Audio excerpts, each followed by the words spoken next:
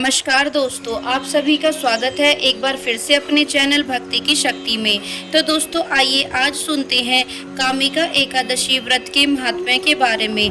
अर्जुन ने कहा, हे प्रभु, मैंने आषाढ़ माह के शुक्ल पक्ष की देवशयनी एकादशी का सुविस्तार वर्णन सुना। अब आप मुझे श्रावण माह के कृष्ण पक्ष की एकादशी की कथा सुनाने की कृपा करें। इस एकादशी का नाम क्या है, इसकी विधि क्या है, इसमें किस देवता का पूजन होता है, इसका उपवास करने से मनुष्य को किस फल की प्राप्ति होती है। भगवान श्री कृष्ण ने कहा, हे श्रेष्ठ धनुर्धर, मैं श्रावण माह की पवित्र एकादशी की कथा सुनाता हूँ, ध्यान पूर्वक श्रवण करो। एक बार इस एकादशी की पावन कथा को भीष्म पितामह ने लोक हित के लिए नारद जी से कहा था। एक समय नारद जी ने कहा, हे पितामह, आज मेरी श्रावण के कृष्ण पक्ष की एकादशी की कथा सुनने की इच्छा है, अतः आप इस एकादशी की व्रत कथा विधान सहित सुनाइए। नारद जी की इच्छा को सुन पितामह भीष्म ने कहा, हे नारद जी, आपने बहुत ही सुंदर प्रस्ताव किया है, अब आप बहुत ध्यान पूर्वक इसे श्रवण कीजिए। श्रावण माह के कृष्ण पक्ष की एकादशी का नाम कामिका एकादशी है।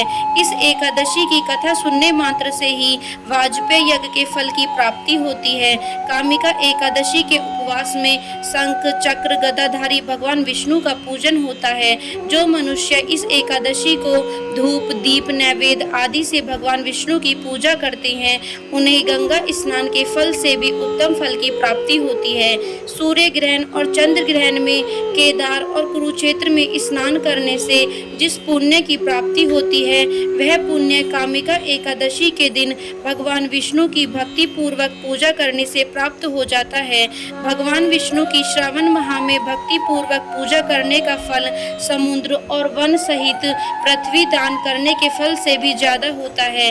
व्यतिपात में गंडकी नदी में स्नान करने से जो फल प्राप्त होता है, वह फल भगवान की पूजा करने से मिल जाता है। संसार में भगवान की पूजा का फल सबसे ज्यादा है, अतः भक्ति पूर्वक भगवान की पूजा न बन सके तो श्रावण माह के कृष्ण पक्ष की कामिका एकादशी का उपवास करना चाहिए। आभूषणों से युक्त बछड़ा सहित गोदान करने से जो फल मिलता है, वह फल कामिका एकादशी के उपवास से मिल जाता है। जो उत्तम द्विज श्रावण माह के कृष्ण पक्ष की कामिका एकादशी का उपवास करते हैं तथा भगवान विष्णु का पूजन करते हैं, उनसे सभी देव नाग किन्नर पितृ आदि की पूजा हो जाती है। इसलिए पाप से डरने वाले व्यक्तियों को विधि विधान सहित इस उपवास को करना चाहिए। संसार सागर तथा पापों में फंसे हुए मनुष्यों को इनसे मुक्ति के लिए कामिका एकादशी का व्रत करना चाहिए। कामिका एकादशी के उपवास से भी पाप नष्ट हो जाते हैं। संसार में इससे अधिक पापों को नष्ट करने वाला कोई और उपाय नहीं है। हे नारद जी, स्वयं भगवान ने अपने मुख से कहा है कि मनुष्यों को अध्यात्म विद्या से जो फल प्राप्त होता है, उससे अधिक फल कामिका एकादशी का व्रत करने से मिल जाता है। इस उपवास के करने से मनुष्य को न यमराज के दर्शन होते हैं और न ही नरक के कष्ट भोगने पड़ते हैं, वह स्वर्ग का अधिकारी बन जाता है। जो मनुष्य इस दिन तुलसी दल से भक्ति पूर्वक भगवान विष्णु का पूजन करते हैं, वे इस संसार सागर में रहते हुए भी इस प्रकार अलग रहते हैं जिस प्रकार कमल पुष्प जल में रहता हुआ भी जल से अलग रहता है। तुलसी दल से भगवान श्री हरि का पूजन करने का फल 1 बार स्वर्ण और 4 बार चांदी के दान के फल के बराबर है।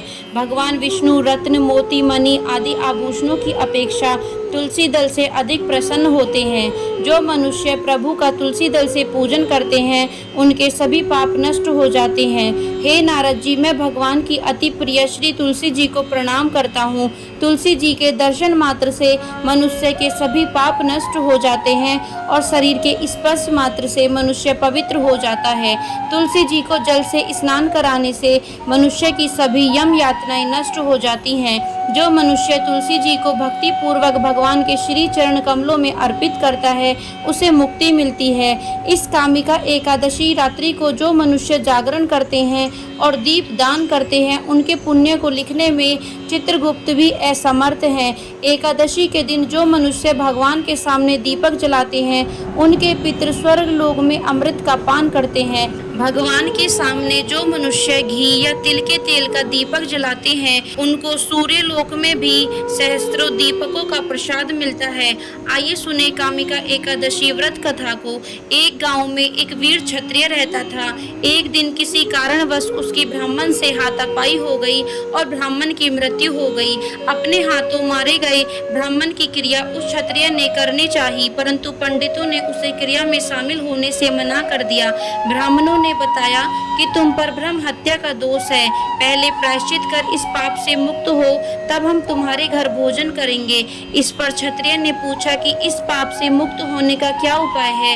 तब ब्राह्मणों ने बताया कि श्रावण माह के कृष्ण पक्ष की एकादशी को भक्ति भाव से भगवान श्रीधर का व्रत एवं पूजन कर ब्राह्मणों को भोजन करा के सदश्रीणा के साथ आशीर्वाद प्राप्त करने से इस पाप से मुक्ति मिलेगी। पंडितों के बताए हुए तरीके पर व्रत कराने वाली रात में भगवान श्रीधर ने क्षत्रिय को दर्शन देकर कहा कि तुम्हें ब्रह्म हत्या के पाप से मुक्ति मिल गई है। इस व्रत के करने से ब्रह्म हत्या आदि के सभी पाप नष्ट हो जाते हैं और इही लोक में सुख भोग कर प्राणी अंत में विष्णु लोक को जाते हैं। इस कामिका एकादशी के महात्म्य के श्रवण और पठन से मनुष्य स्वर्ग लोक को प्राप्त करते हैं। बोलो जय श्री हरि नारायण भगवान की जय। तो दोस्तों यह थी कामिका एकादशी व्रत का महात्म्य और कथा। यदि वीडियो आपको पसंद आई हो तो चैनल को सब्सक्राइब करना बिल्कुल ना भूलें और वीडियो को लाइक एंड शेयर जरूर करें।